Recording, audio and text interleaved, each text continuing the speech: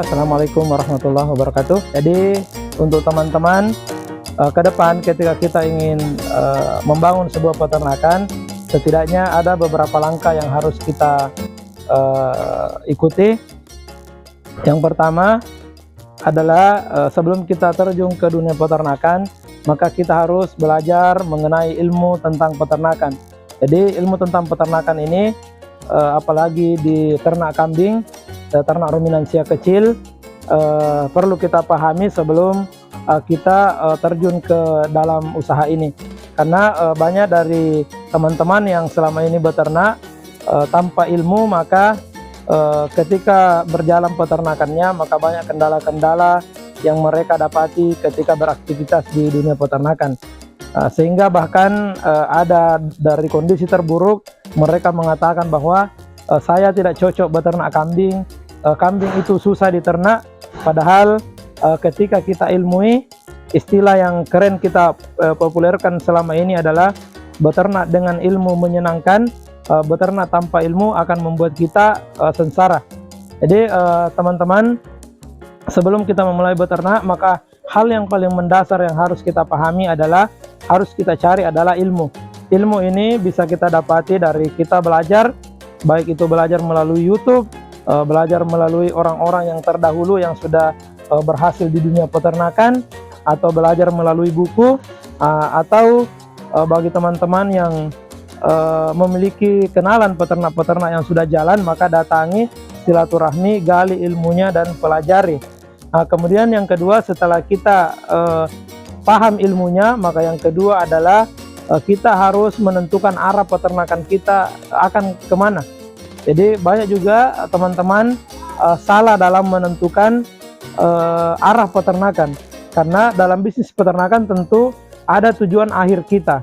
Nah, jadi ada, kalau kita tujuannya kambing perah, maka kita kembangkan kambing sapera atau PE, atau kambing sanen, atau kambing Anglo-Nubian. Tapi kalau kita kontes, maka kita kembangkan kambing PE. Kalau kita mau jenis pedaging, maka kita kembangkan kambing bur. Jadi teman-teman, ini yang perlu juga kita harus pahami. Kan banyak di antara kita yang tidak tahu, asal beli kambing, kemudian diternak, tapi tidak tahu arahnya mau kemana. Nah, kalau kita mau arahnya di susu, maka kita kembangkan sanen. Kalau kita kambing kontes, maka kita kambing PE. Kalau kita mau sasarannya akikah dan kurban, maka kita cross antara kambing bur dengan kambing lokal. Jadi selanjutnya yang ketiga adalah kita harus memiliki mentor. Jadi mentor ini diperlukan ketika kita mengalami kebuntuan dalam beternak, maka ada tempat kita kembali untuk bertanya, baik itu masalah manajemen, baik itu masalah ilmu, baik itu masalah pakan, baik itu masalah kandang. Kita punya mentor untuk kembali bertanya ketika mengalami kendala dalam beternak. Nah, selanjutnya yang keempat adalah pakan.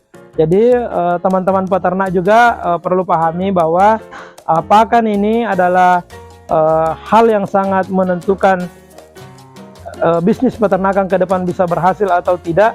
Ketika pakan ini kita bisa kelola dengan bagus, kita bisa modifikasi dengan baik, maka kita bisa mengalami untung yang banyak, atau kita bisa menekan biaya kita dalam beternak. Karena 70% biaya yang kita gunakan itu diserap oleh pakan. Kemudian 70% keberhasilan kita beternak juga diakibatkan oleh pakan. Karena pakan ini bisa, ketika pakan itu salah, bisa kambing kita mengalami keguguran. Kalaupun dia hamil, bisa melahirkan tapi tidak punya air susu. Jadi ini pakan juga perlu kita pelajari dengan baik. Jadi di sini di peternakan Al-Fatih, pakan itu kita bagi dua, ada pakan utama dan ada pakan penguat. Jadi pakan utama itu dia bersumber dari hijau-hijauan, baik itu indigo vera, kaliandra, lamtoro, gamal, turi, kemudian odot, pakcong, dan jenis-jenis rumput lainnya. Itu yang kita jadikan pakan utama. kemudian kita menggunakan konsentrat sebagai pakan penguat. Jadi kemudian setelah kita memahami pakan, maka perlu kita membangun kandang. Jadi setelah ada pakan, maka kandang yang harus kita siapkan. Jadi kandang sebenarnya tidak perlu terlalu mewah, tidak perlu juga terlalu bagus. Yang jelas konsep kandang, ketika panas maka kambing tidak kepanasan, ketika hujan maka kambing tidak kehujanan, ketika dingin maka kambing tidak kedinginan, kandang tidak tercampur antara kotoran dengan tempat tidurnya. Jadi minimal kandang ada balai-balainya untuk kambing bisa beristirahat. Kemudian kandang yang bagus minimal jauh dari pemukiman, jauh dari jalan raya, sehingga kambing kita setelah makan dia bisa beristirahat dengan baik. Nah, jadi teman-teman, setelah kandang barulah kita menentukan kambingnya, barulah kita membeli kambing. Jadi kambing di sini juga perlu kita jeli dalam memilih, karena banyak teman-teman juga yang hanya melihat besarnya, hanya melihat murahnya, sehingga dia membeli kambing itu dengan alasan peternak pemula. Padahal bibit kambing sangat menentukan bagaimana ke depan peternakan kita bisa berjalan. Karena kapan kita salah memilih bibit kambing, maka kita akan kesusahan, baik itu di pengembangbiakan, baik itu di genetiknya, baik itu di reproduksinya, maka kita akan kewalahan di situ. Kemudian setelah kambing, kita harus menentukan pasar. Jadi pasar ini, kenapa banyak juga teman-teman yang beternak dia tidak bisa mendapatkan hasil yang maksimal, karena dia tidak bisa menciptakan pasar sendiri.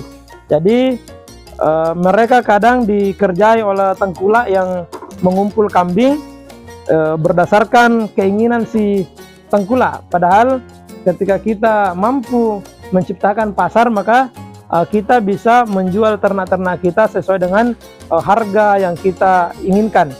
Kemudian selanjutnya kita bisa tips selanjutnya adalah bagaimana kita bisa memanfaatkan produk turunan dan produk limbahnya. Jadi kalau seumpama kita di beternak kambing perah, maka produk turunan yang bisa kita kembangkan adalah susu. Jadi susu bisa kita buat susu yang original, bisa kita juga buat susu yang varian rasa, kemudian bisa juga kita buat es krim dari susu. Alhamdulillah di peternakan kita, peternakan Al-Fatih, kita sudah memodifikasi susu. Kemudian susu kambing kita jadikan pizza, susu kambing kita jadikan es krim, kita jadikan juga bahan roti. Ke depan insya Allah kita akan mencoba memodifikasi lagi dari susu untuk lulur, kemudian bisa juga kita buat untuk sabun. Selanjutnya adalah kotorannya. Jadi selain produk turunan, ada juga limbah dari hasil peternakan, yaitu kotoran. Nah, kotoran kambing ini ketika kita lihat sekilas ini tidak ada harganya, tapi ketika kita kumpul kemudian kita olah, kita fermentasi, maka dari kandang ini bisa mendapat penghasilan yang sangat luar biasa. Jadi biasanya di peternakan Al-Fatih itu menggunakan limbah kotoran kambing sebagai pupuk untuk tanaman-tanaman jangka panjang.